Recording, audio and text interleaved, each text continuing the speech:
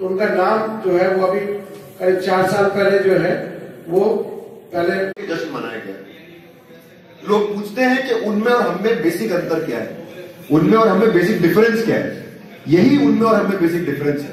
वो मौत का जश्न मनाते हैं, हम जिंदगी का जश्न मनाते हैं। और आज यही सबसे बड़ी लड़ाई है। आज की जो लड़ाई है वो मौत और जिंदगी के बीच की लड़ाई है।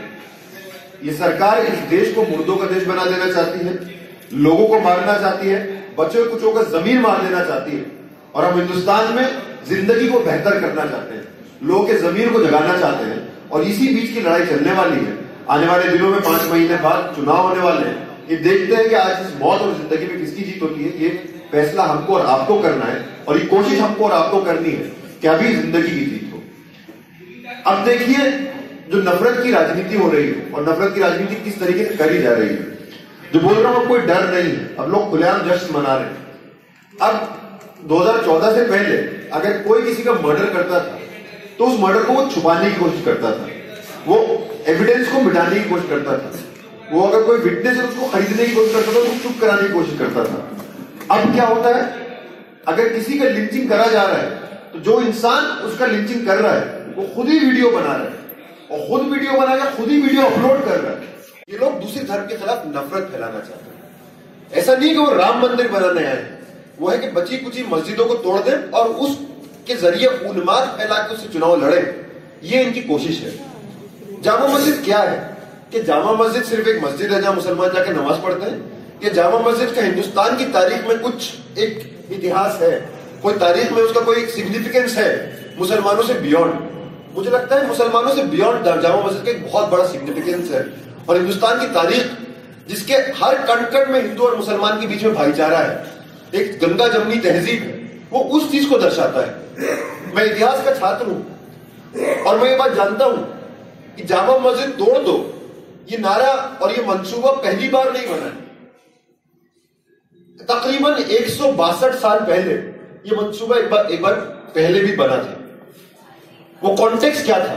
वो कॉन्टेक्स्ट था 1857 का, हिंदुस्तान की आजादी की पहली जंग।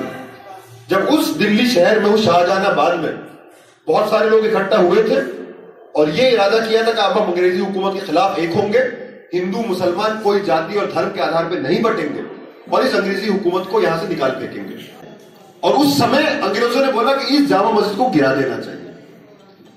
जब वो अंग्रेज जामा मस्जिद नहीं गिरा पाए तो ये अंग्रेजों के चापलूस क्या जामा मस्जिद को गिराएंगे, ये बात हमको उनको बताने की जरूरत है।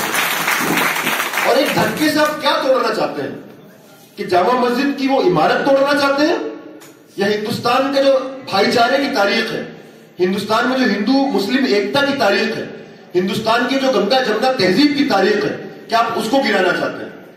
वो तारीख और वो हिंदू मुस्लिम एकता अंग्रेज नहीं गिरा पाए, आप भी नहीं गिरा पाएंगे। जब आपके सावरकर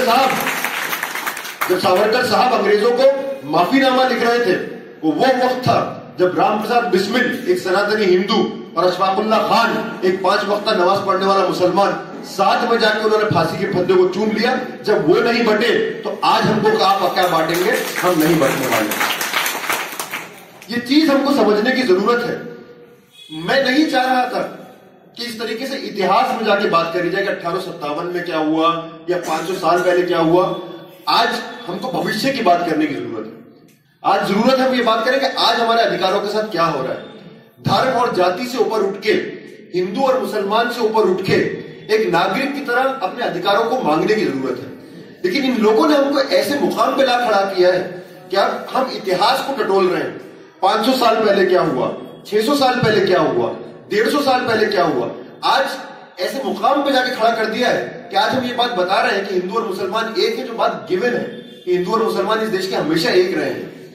लेकिन क्योंकि उन्होंने हमको इस मुकाम पे ला खड़ा कर दिया है तो जरूरी है कि सही इतिहास पेश किया जाए।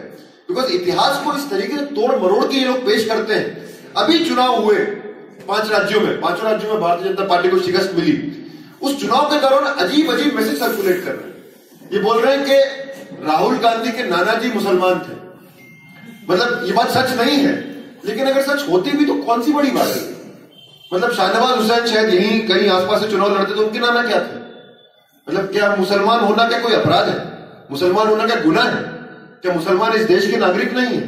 हम सीना तान के बोलते हैं कि हमें अपने मजहब पे गर्व है, हम अपने मजहब को मानते हैं, मजहब को मानते हैं, हमें उस बात पे फख्र है, और उतना ही सीना तान के बोलते हैं कि जिस देश में हम रहते हैं उस देश में भी हमको फख्र है। हम हिंदुस्तान के मुसलमान हैं और कोई संघ का इंसान हमको नहीं बोलेगा, कोई संघ का माइका लाल हमको नहीं बोलेगा कि पाकिस्तान चले जाओ। हम 70 साल पहले पाकिस्तान जाने से इनकार कर दिए थे। इस देश की आजादी के लिए लड़े हैं। इस देश के कण कण में हिंदू और मुस्लिम एकता रहती है और हम इसी देश में रहेंगे और इसी देश के बेहतर मुस्तकबिल के लिए लड़ेंगे। कोई हमको पाकिस्तान जाने की बात नहीं बोल सकता। कभी कभी तो मुझे लगता है कि हमने इस देश में 4.5 साल पहले एक सरकार नहीं चुनी थी, एक ट्रैवल एजेंसी चुन ली थी। मतलब आप सरकार से सवाल पूछिए तो बोलेगा आपको हम पाकिस्तान भेज देंगे। बहुत सारे लोगों को बोला है, मुझको बोला है, शायद आप लोगों को भी कभी ना कभी बोला हो, लेकिन एक ही ऑफर नहीं इस ट्रैवल एजेंसी का। इस ट्रैवल एजेंसी का एक और बहुत बढ़िया ऑफर है। अगर आप इस देश के बैंकों से पैसा लेकर लूट के भाग जाए तो वो आपको यूरोप और अमेरिका में अच्छे सेटल करा देंगे। अब आप लोग तय कर लीजिए आपको कौन सा ट्रैवल ऑफर चाहिए। हम तो बोलते हैं हमको कोई ट्रैवल ऑफर नहीं चाहिए, हम इस देश में रहेंगे और इन अंग्रेजों के चापलूसों को, अंग्रेजों से माफी मांगने वाले लोगों को, जो हमारे संविधान को बदलना चाहते हैं, जिसकी बात करते हैं, उन लोगों को हम इस देश से निकालेंगे, उसी सत्ता से निकालेंगे।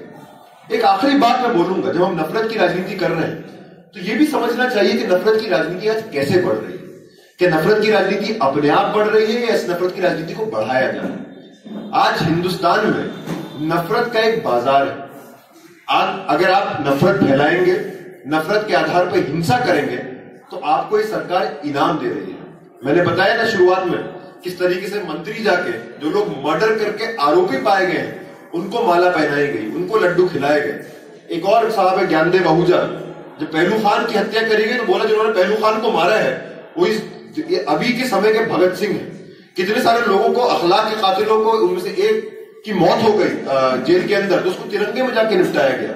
और जब बाकी लोग जेल से निकल कर आए तो योगी आदित्यनाथ की सरकार ने बोला कि हम इनको सरकारी नौकरी देंगे। मतलब वैसे नौकरियां नहीं है, लेकिन अगर आप गौरक्षक बन जाए तो आपको सरकारी नौकरी मिल जाएगी और गौरक्षक को भी एक नौकरी बना दिया है। मतलब हर गुंडे बदमाश को बोलो कि गाय के नाम पे वो शुरू कर दो, गुंडे करना शुरू कर दो, तो वो उसके लिए नौकरी को हो सकता है। तो ये आज देश का सच्चाई है कि एक बाजार बना दिया है। मतलब 70 साल में कभी हुआ नहीं कि किसी बलात्कारी के पक्ष में रैलियां निकली हो और इस देश की जो रूलिंग पार्टी है उसके विधायक उस रैली में निकले और झंडा लेके निकले। ये झंडे की बेहुरमती है जो सरकार के नुमाइंदों ने हमारे साथ, हमारे झंडे के साथ करी है, हमारे तिरंगे के साथ करी है। इस चीज को हमको समझने की जरूरत है। लेकिन जिस तरीके से नफरत का एक बाजार है, साथ ही साथ बाजार को भी नफरत की जरूरत है। जो हमारे देश को लूट रहे हैं वो नहीं चाहते, वो 1% आबादी, वो कुछ उद्योगपति, 15-20 उद्योगपति, वो नहीं चाहते कि 99% जनता उनके साथ एक हो, उनके खिलाफ एक हो, उनकी लूट के खिलाफ एक हो, और वो नहीं चाहते। इसीलिए लेकिन क्या लड़ाई यहीं खत्म हो जाएगी? नहीं, लड़ाई यहां खत्म नहीं होगी। और अगर आपको नफरत की राजनीति को सही में शिकस्त देनी है तो जैसे मैंने बोला, आप नफरत की राजनीति को जब तक शिकस्त नहीं दे सकते जब तक आप कहीं ना कहीं गैर बराबरी को शिकस्त ना दें। बाबा साहब भीमराव अंबेडकर ने एक बात बोली थी 1951 में जब संविधान लागू हुआ कि अब हम एक अंतर विरोध के दौर में हम उतरने वाले हैं, एक कॉन्ट्रडिक्शन का दौर शुरू होने वाला है। हमारा संविधान हमको पॉलिटिकल डेमोक्रेसी तो देता है, राजनीतिक तौर पर समानता तो देता है, हर इंसान को एक वोट का अधिकार तो देता है, लेकिन हमारी आर्थिक और सामाजिक ढांचा जो हमारे देश का है वो अभी भी गैर बराबर है और बहुत ज्यादा गैर बराबर है। और जब तक ये गैर बराबर रहेगा जब तक राजनीतिक लोकतंत्र का कोई मतलब नहीं रह जाएगा और शायद ये राजनीतिक लोकतंत्र खोखला भी हो सकता है। क्योंकि समाज में जो दबंग लोग हैं सामाजिक तौर पे, आर्थिक तौर पे, वो कहीं ना कहीं इस लोकतंत्र को हथिया लेंगे। वही हमारे देश में हुआ है पिछले 70 साल के इतिहास में, और वो 2014 से शुरू नहीं हुआ, उसका इतिहास पुराना है। लेकिन आज ये सवाल नहीं है। सवाल क्या है मुसलमानों का आज? कि हमको जिंदा छोड़ दो, हमको जान से मत मारो। और यही उनकी कोशिश है, यही उनकी साजिश है कि वो आपको इतना ज्यादा हाशिए पे ढकेल दें कि आप अपने बेसिक नागरिक के अधिकार ना मांगे, आप नागरिकता के अधिकारों को छोड़ दें और सिर्फ आप ये बोले कि हमको जिंदा छोड़ दो। आपके खिलाफ अन्याय हो तो आप आवाज भी ना उठाएं। यही वो बात है जो योगी आदित्यनाथ बोलते हैं कि मुसलमानों को दोयम दर्जे का नागरिक बना देना चाहिए। यही वो दोयम दर्जे की नागरिकता है और आज हमको इसी के खिलाफ खड़ा होना है। हमको रोटी, कपड़ा, मकान, शिक्षा, रोजगार, इसकी बात करनी है, किसानों के मुद्दे की बात करनी है, जो बेरोजगारी है उस मुद्दे की बात करनी है, और इन सब लड़ाइयों से जुड़ी हुई लड़ाई नफरत की लड़ाई है। जब तक हम इन दो लड़ाइयों को जोड़ेंगे नहीं, कभी भी हम फाशिस्ट ताकतों को नहीं हराएंगे। लेकिन मुझे पूरी उम्मीद है कि अगले 5 महीने में इन तमाम मुद्दों पे हम एक होंगे और इस फाशिस्ट ताकतों को हम अब बाय बाय बोलेंगे। 4.5 साल में इस देश के अच्छे दिन तो आए नहीं, लेकिन जिन्होंने इस देश का धोखा किया है उनके बुरे दिन मई 2019 से बहुत जल्द आने वाले हैं। बहुत बहुत शुक्रिया।